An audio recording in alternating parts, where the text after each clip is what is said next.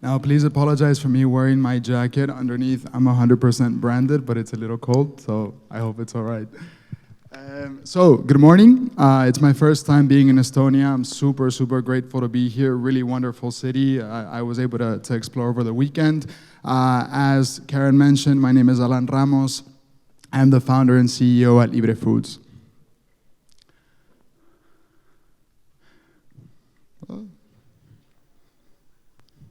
Technical difficulties.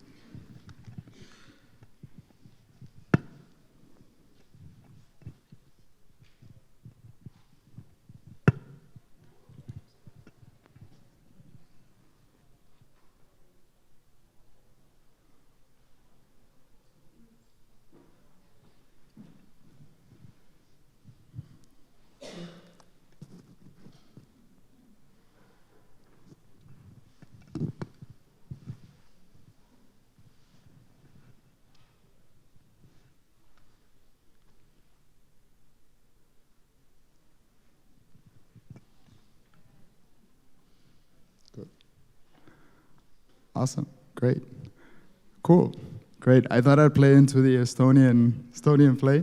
But yeah, my name is Alan. A little bit about myself. I studied Latin American philosophy in university with a minor in Mandarin Chinese. And after receiving my degree, I moved to Taiwan to continue practicing and developing the language. I moved to Taiwan in 2016. And there I was working as an English teacher.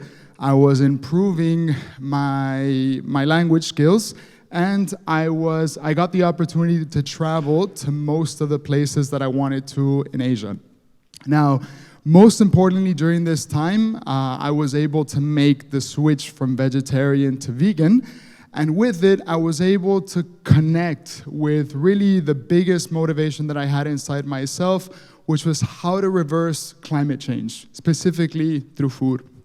Now, in 2019, I was so convinced, right, and the conviction to be able to play a role in the future that I wanted to create, right, led me to take a flight to Berlin, where I landed at the ProVeg incubator. Now, some of you may know or may not know the incubator. You will hear shortly about it in a little bit today.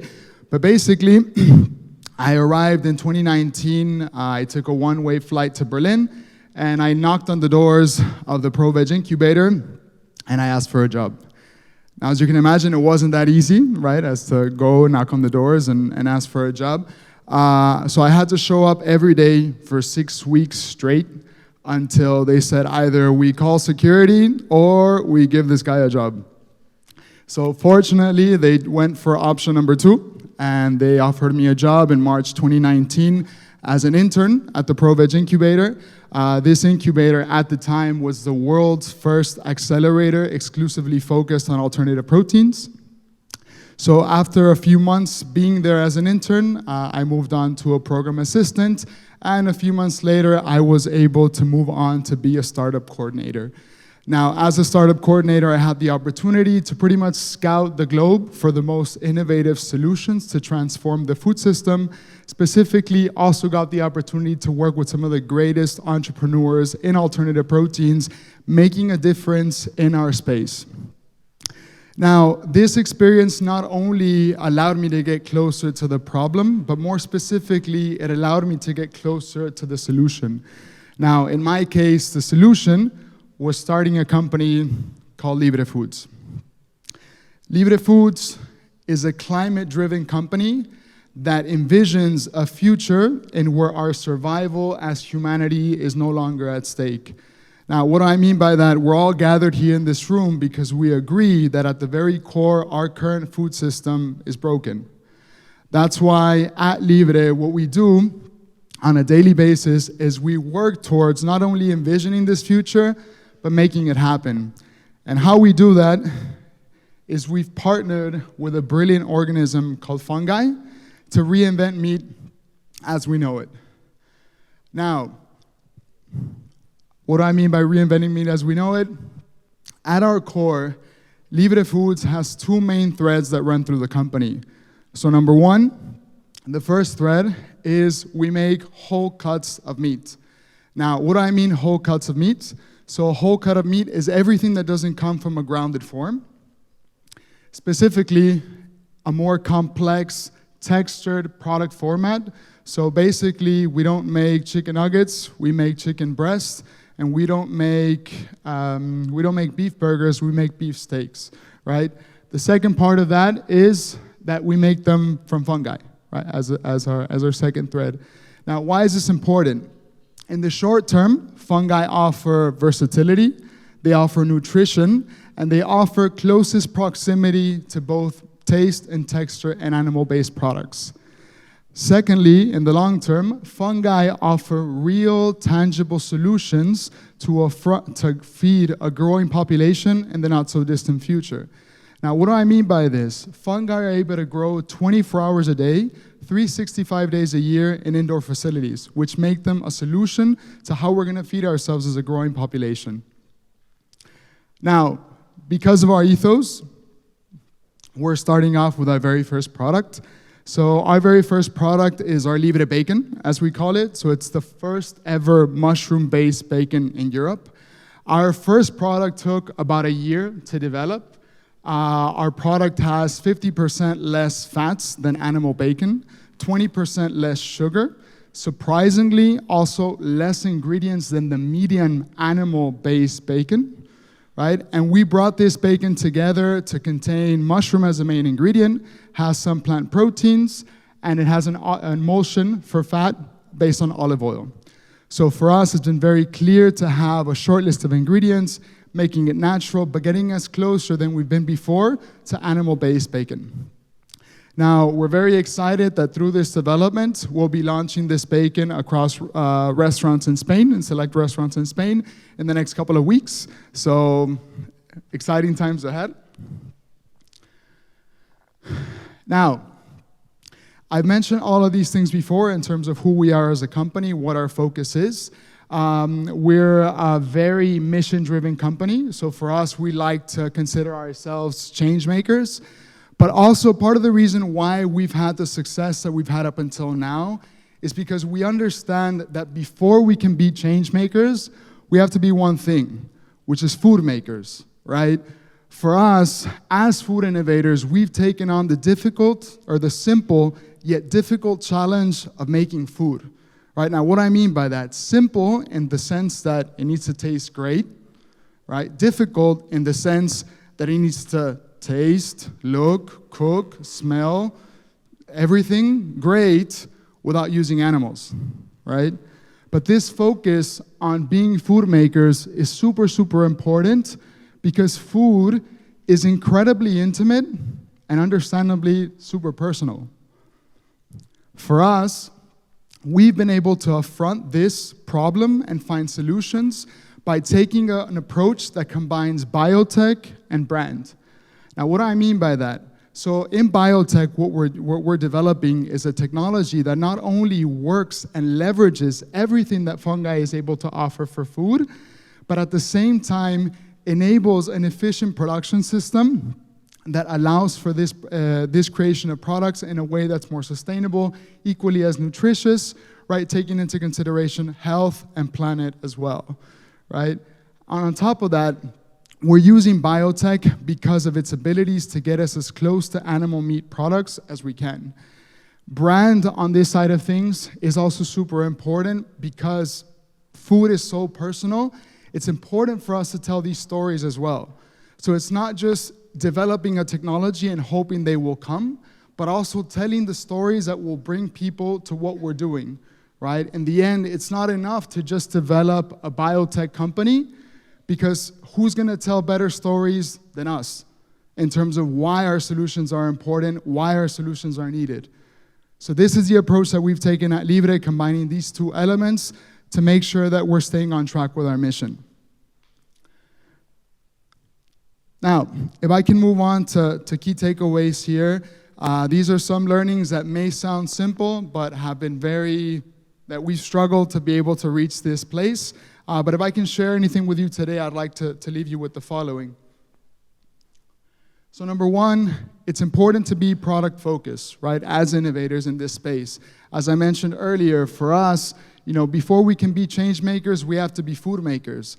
And even though biotech is at the core of what we do, we've been very product focused from the beginning.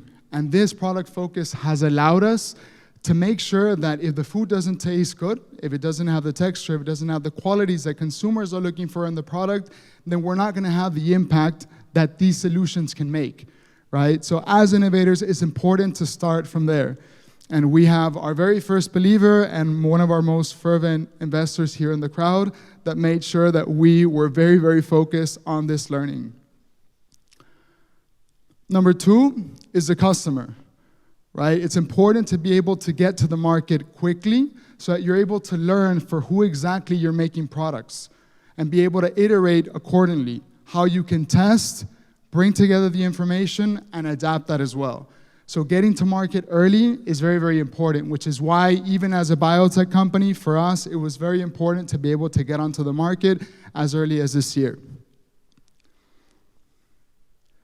And lastly, speed.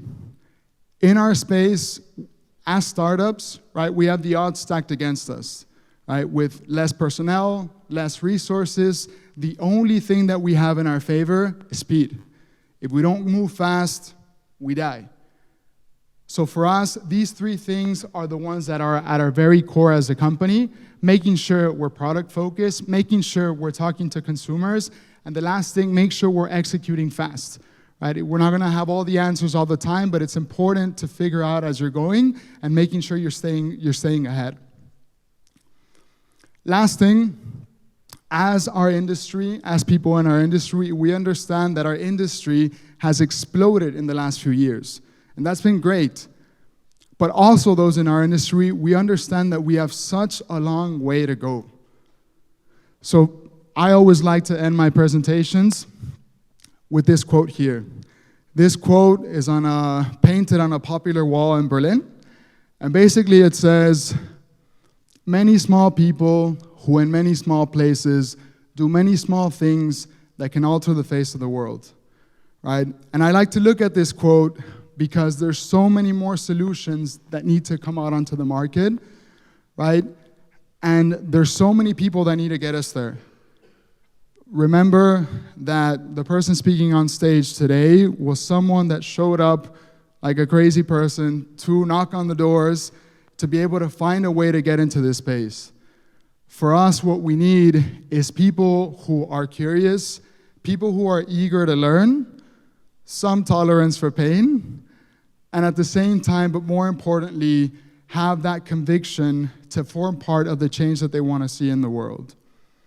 So I'd like to end with saying that if you have a vision, that vision then turns into a flame, that flame turns into a team, that team develops a product, that product gets onto the market, and after that product gets into the market, we can start looking into a transformation of our food system.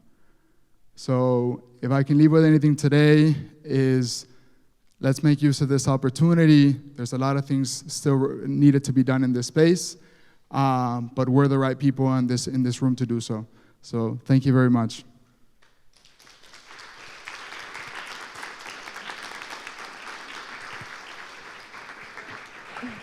Thanks. Can you hear me? Right. Hello. Hi. Okay, it works. Yeah. Okay, thank you so much for the eye-opening presentation. You totally gave a new perspective to, like, so to say, mushrooms. And yeah, I also love the Estonian part you had there. Okay, we have some questions for you. First of all, are you planning to expand outside of Europe as well, or are you focusing first on success on the local market? Yes, so Libre has been an international brand from the beginning. We're first targeting Spain as our home market, but already as early as middle to late next year, we're looking already to other countries in the EU. And as we continue growing, growing in personnel, we also want to be exploring international markets, but it's definitely on our radar. Mm-hmm. Okay, amazing. Question from the audience. How fast can you scale your manufacturing? Yeah, so that's a tricky one because our current product, so basically was developed to be able to get to market faster. So our first product does not need to go through regulation, and on top of that, the infrastructure is more ready to be able to produce.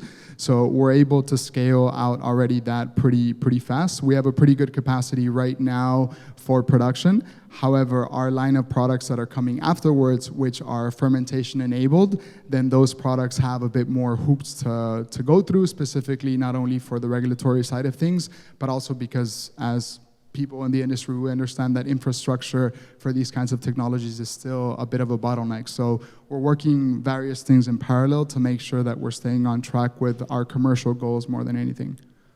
Okay, amazing. Another question, why would you say it's important to develop a fungi-based bacon in Europe? Like, why can't we rely on innovation from other parts of the world? I mean, I think that it's wise to always try to look for local solutions.